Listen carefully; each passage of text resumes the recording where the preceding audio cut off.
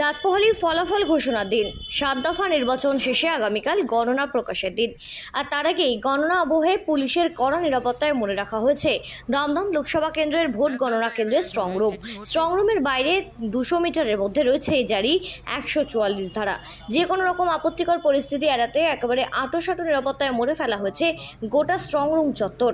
একই সাথে বরানগর বিধানসভা কেন্দ্রের উপনির্বাচনেরও গণনা হবে এই একই কেন্দ্রে। আর তাই কড়া নিরাপত্তায় একেবারে মুড়ে ফেলা হয়েছে গোটা গণনা কেন্দ্র।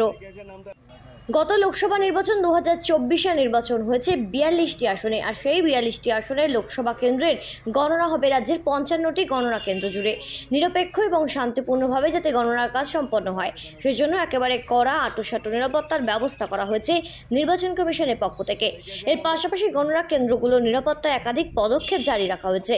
গণনা কেন্দ্রের বাইরে যেরকম 200 মিটারের মধ্যে জারি থাকবে 144 ধারা, সেরকম যেমন প্রথম পর্যায়ে থাকবে সংশ্লিষ্ট লাঠিধারী এবং এএসআই পদমর্যাদার পুলিশ আধিকারিকরা। এরপরেই দ্বিতীয় পর্যায়ে থাকবেন সশস্ত্র রাজ্য পুলিশ থেকে শুরু করে এবং বাকি গণনা কেন্দ্র ঘিরে থাকবে কেন্দ্রীয় বাহিনী। রাজ্যে 55টি গণনা কেন্দ্রের নিরাপত্তার ক্ষেত্রে মোতায়েন করা হয়েছে মোট 92 কোম্পানি কেন্দ্র বাহিনী। এর পাশাপাশি গণনা কেন্দ্রের ভিতরে যেমন ওয়েবকাস্টিং হবে না, থাকবে শুধুমাত্র সিসিটিভি।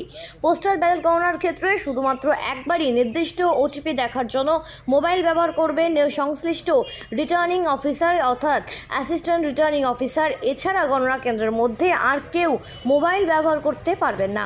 ভোট পর্বের শুরু থেকে 3 শিবিরে চক্কর নির্বাচনের দিন পর্যন্ত সমানে চলেছে।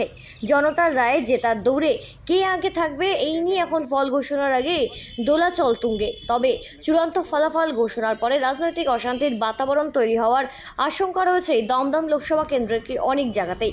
আর সেই জন্যই আগামীকাল অর্থাৎ মঙ্গলবার পানিহাটির গুরু নানক ডেন্টাল কলেজের গণনা কেন্দ্র সহ 7টি বিধানসভা এলাকার আইন শৃঙ্খলা ঠিক রাখতে কড়া নিরাপত্তার ব্যবস্থা করা হয়েছে ব্যারাকপুর পুলিশ কমিশনারেটের পক্ষ থেকে। ফলাফল বেরোনোর সময়েও তাকে কেন্দ্র করে কোনো রকম যাতে অপ্রীতিকর ঘটনা না ঘটে তার দিকেও বিশেষভাবে নজরদারি রাখা হবে। একেবারেই কিন্তু কড়া আঁটোসাঁটো ব্যবস্থা, পুলিশ মোতায়েন থেকে শুরু করে কেন্দ্রীয় বাহিনীর তৎপরতা সবটাই চোখে পড়ছে ব্যাপকভাবে। ব্যুরো রিপোর্ট, সঠিক বার্তা।